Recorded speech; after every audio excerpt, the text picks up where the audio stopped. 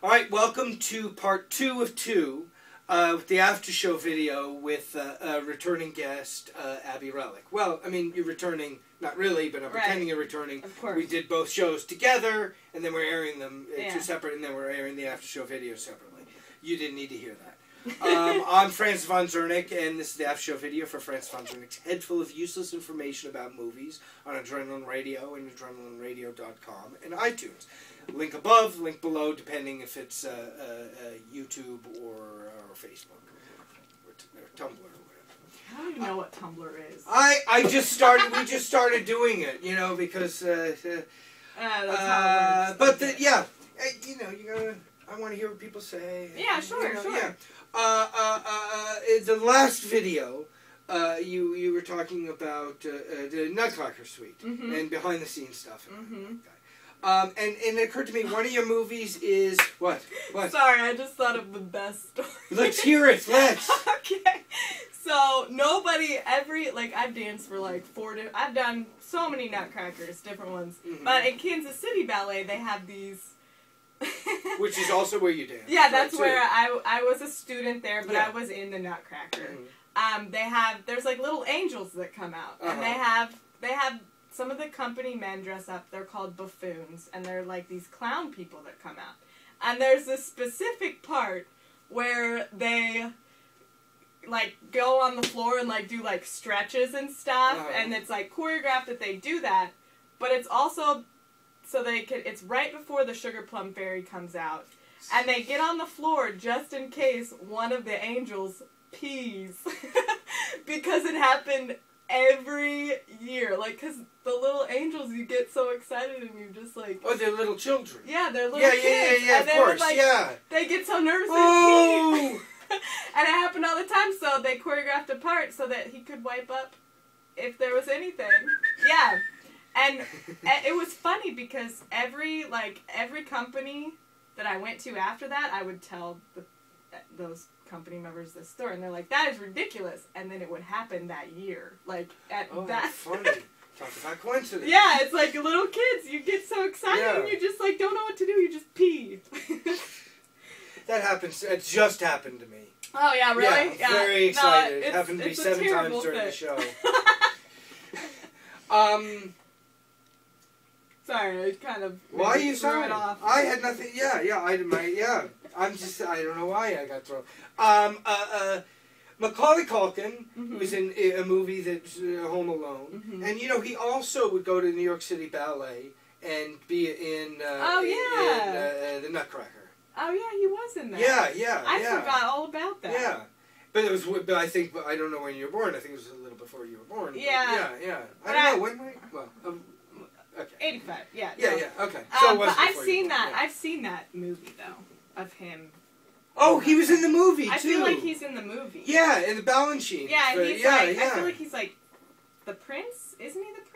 Yeah, I don't know like what he that. is. Yeah, I don't know. Yeah. He's a kid. It's been a long time. Yeah. But I watched that video. That was like one of the only Nutcracker videos that I enjoyed watching. It's a good one. Yeah. Did you? Well, that's a silly question because you were in them. But I was going to say my mom used to drag us to the Nutcracker every year. Yeah. No, I rarely watched it. Okay. Yeah. Why would you? Rarely. Who's your favorite? I keep going back to this show about movies. Oh, what do you think is the most realistic? And I asked you this on the show, but I didn't really get an answer. Or maybe I did, but I don't remember. What is the most realistic movie about ballet? You said Black Swan. Black You think Swan. Emotional Truth, Black Swan. Yeah, the blacks, like, people actually think like how Natalie Portman's character thinks. It is like, to the T, that's like what your psyche does. Like but it's just dramatized in the movie. I was going to drink this, by the way. This is rubbing out. Don't do that. I was going to reach over and drink it. No. What did you think about her? And I interrupted you, I know, but what did you... I'm not going to apologize. What did you think about... She worked her butt off. People gave her crap. Oh, yeah. She would show up to the door with I know somebody that knows it with her feet while training. She trained for a year. Yeah. And her feet were like a real ballet dancer's feet. Yeah. She changed her body completely. She worked hard. She worked really hard. There was some CGI involved, but how can you train to be a real ballet dancer in a year? No, you can't. Awesome. And I think that I don't know if I've even seen an interview, but I think at some point she actually says that. She's like, there's no way that I could train in a year to be, you know, this person, but she did a pretty good job. She looked like that part, her you know. Body, her shoulders, the way she held herself. Yeah, I mean, and I think she's a fantastic actress. Like, I have always definitely admired her. But yeah, no, I agree. I feel like she worked hard and she did her job and she did it justice, you know. You were at PBJ, Peanut Butter and Jelly Company, PNB. Yeah, in Seattle when that picture came out. Yes. 2010. Yes. What was the reaction? It's not a show about Black Swan, but I'm interested, so who cares? What was the reaction as far as like the different people in the company? Did some like, oh, stupid? Well, most of us, I think some people watched it, and some people, I don't know. I personally waited till all the hype was gone before I went to see it. Oh, really? Oh, because that's kind of how I personally handle these types of things, anyways. Like, you know, I waited till, like, it was almost out of theaters. And I did see it in the theater. Good, but I waited till it was over. Till people were over it until I saw it. Because and there were some people in the company that were like, you know, everyone's different. So, some people were super excited to see it and saw it, like, the day that it opened, you know. And, you know, and they're talking about it and blah, blah, and I just... You know how you see a movie and you start, like you see a little boy sees Superman, and then all of a sudden he thinks he's like Superman secretly, or by a $6 million man, you think you're this. Yes. Was that a phenomenon after a big ballet movie comes out, so powerful that you start to think that I'm people that kind of take on that personality? Yeah, and it's funny too, because like. You are that person, so it's funny to, like, see them and then know that, you know, after that movie, a whole bunch of people started taking ballet class. You know, like, of course. Good for business. Like The Exorcist for the Catholic Church. Yeah. Upped membership, and then, sure. Good for business. Yeah, no, that's interesting to think. I don't know, I just think that really, what happened was I saw it, I acknowledged that was how I actually thought sometimes, and I said, good job, and then... that was it. I didn't really take... I don't know. It like didn't affect me that much. Didn't have to. I just wanted to know. All right. Quickly, and then we'll end it. A documentary about ballet. Documentary? Yeah. There's been some amazing documentaries. There's a 3-hour one called Ballet. Or Ballerina. I get mixed up. Frederick Wiseman directed it. I don't think great. 1995. It's fantastic. And there's a new one. A relatively new one. I think 2000, maybe not that new, about Russian ballet company. That one I've seen a couple times. It's good, isn't it? Yeah, the Russians they're like a whole other... Oh my gosh. Yeah. But that's the thing, too, like, ballet dancers in Europe and Asia, they're like celebrities. It's much more...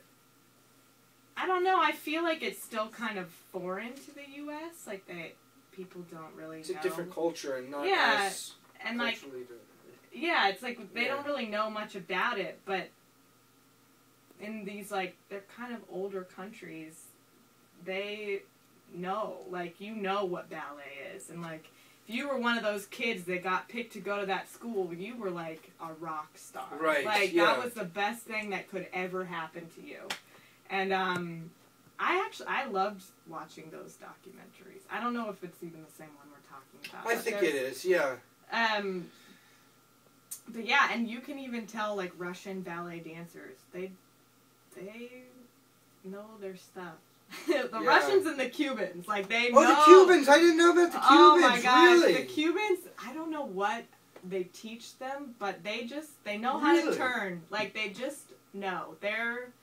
In Cincinnati, there was, like, a couple Cuban ballet dancers, but they would do like the most amazing things with their bodies, and it was just like instant. Like they could just turn it on. They knew how to act. It wasn't like a fluke. Like whoops, that happened. Right? Like, yeah, they could do it over on demand. There's been like times where you're like you like go up for a pirouette and you're like, oh my god, that was 5. That's amazing. But they could do that every time, almost every time. But so it's communists. Yeah, like they knew how to. Yeah.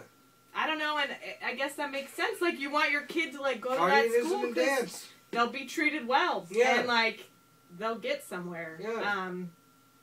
Anyways. That's interesting. Yeah. Well, all right, and then we'll end. But is there a company in Europe that you wanted to? That was like your dream company in Europe? I mean Dutch National. Oh my, yeah. Like that company has some beautiful dancers. It's a great company. Yeah. They do amazing things. It's funny too because I know a couple people throughout like my journey through the ballet companies that have gone there and danced there. But it's funny because, you know, they danced there for a stint and now they're all doing something else. They're all the same.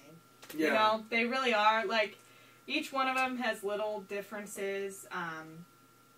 But, like, I know personally from going around to all of them, there's bad and good in every one, and they all function about the same. And it's the same in Europe, too. People are people. Yeah, people are people. And so I don't know if I ever was like, I want to be in Dutch National. Okay, all right. But that's something that you saw and you went, huh.